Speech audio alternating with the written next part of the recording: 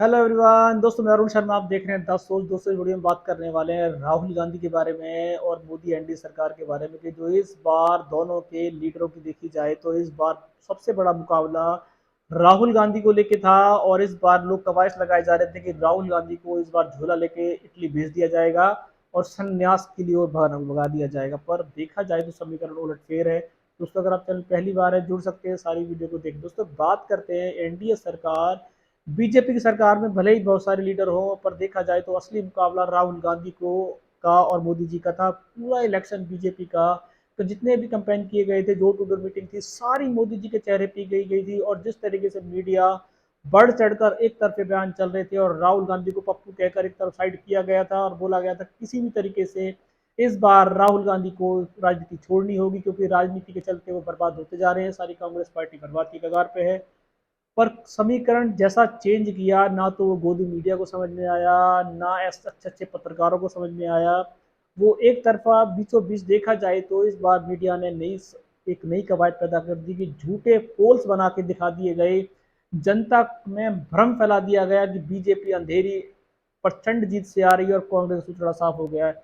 पर इस बार मीडिया पे भी बहुत सारे सवाल दागे गए और मीडिया कटघरे में आ गई और कुछ मीडिया चैनलों के नाम तो जनता ने अपने नाम से डिसाइड कर लिए कि वो बीजेपी सरकार की ओर से चल रहे हैं।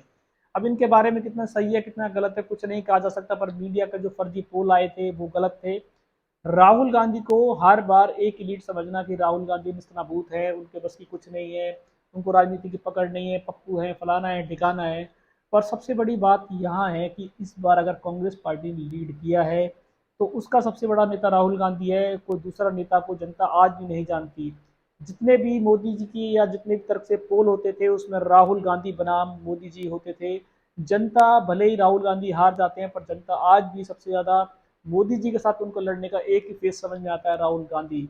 राहुल गांधी की बात करें तो जितने वो कमजोर 10 सालों में हुए, जितनी राजनीति खत्म होती चली गई, पर जिस तरीके का कमबैक उन्होंने किया है, बीजेपी ने शायद कभी इस बात की सुगबुगाहट भी नहीं थी कि कमजोर लहर कब ईरान से तूफान बन के खड़ी हो जाएगी। शायद बीजेपी के लिए सबसे बड़ी दिक्कत यहाँ आन पड़ी है कि जहाँ वो प्रचंड लहर को लेके अपने माइंड में चल रही थी, हम किसी को समझ ही नहीं रहे हैं।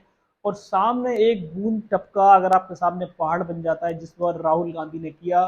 भले ही विपक्ष अभी भी उंगली उठा रहा है कि बीजेपी अपनी एनडीए सरकार बनाने में कामयाब है, उस सरकार में कामयाब बनाने के लिए उनके पास बहुत सारे ऐसे नेता हैं जिससे बीजेपी को खुद खतरा है।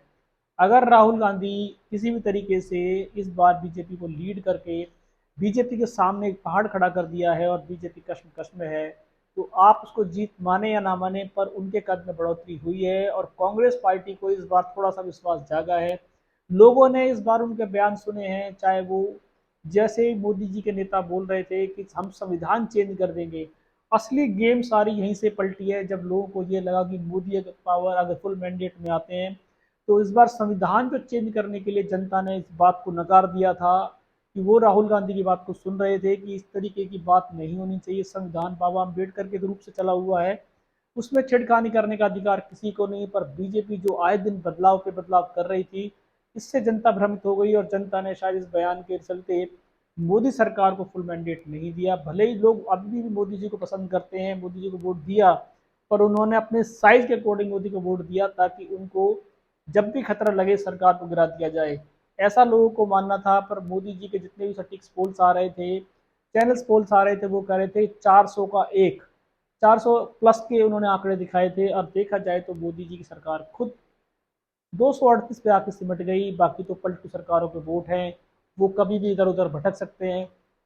पर कांग्रेस का सूतड़ा साफ करते करते बीजेपी खुद लटक गई। सबसे बड़ी दिक्कत यह है कि हम किसी को धक्का दे रहे हैं, हम सामने वाले को धक्का देने की कोशिश कर रहे हैं और साथ में हम ही लटक जाते हैं, तो इससे बड़ा अनाड़ी किसे कहा जाएगा। अगर बीजेपी ने समय रहते राहुल गांधी के समीकरण को समझा होता, आने वाली आंधी को समझा होता, असली खिलाड़ी वही है जो कमजोर के ऊपर निगाह रखे, ना कि कमजोर को धक्का मारे। बीजेपी ने यही काम किया कि कमजोर की ताकत कब बढ़ रही है उनका उन्होंने ग्राउंड जीरो पे शायद सटीक विश्लेषण नहीं किया। उनकी कमजोरी को भांपने के चक्कर में वो अपनी ओवर कॉन्फिडेंटी में आकर राहुल गांधी को धक्का मारते रहे। पर राहुल गांधी का जब धक्का एक बार आया 100 सुनार की और एक लोहार की, बीजेपी जहां थी वहीं आके खड़ी हो गई। बीजेपी को 35 साल लगे अपनी मैंडेट सरकार बनाने में, पर राहुल गांधी या कांग्रेस के समीकरण से जो झटका लगा है, आज वो अल्पमत की सरकार कह सकते हैं, क्योंकि अगर नीतीश कुमार ने पलटा मारा और नायडू ने पलटा मारा तो बीजेपी को सरकार बनाने के लाले पड़ेंगे। और सरकार कैसे चलेगी, ये सबसे बड़ी दिक्कत है अभी। सरकार को 5 साल मोदी जी भाएंगे नहीं भाएंगे, उनको मोदी जी उनके मन मुताबिक मंत्रालय नहीं देंगे, तो शायद वो मोदी जी के सगे नहीं होंगे। दोस्तों फिलहाल कमजोर की को कमजोर समझना, समय रहते अगर कमजोर की ताकत कब बढ़ रही है, अगर आप कमजोर पे एहसास नहीं जता रहे हैं, कमजोर को उसी गिनती में गिन रहे हैं, तो आप सबसे बड़े अनाड़ी हैं। जो मोदी सरकार, बीजेपी सरकार इस बार चक्का खा गई है।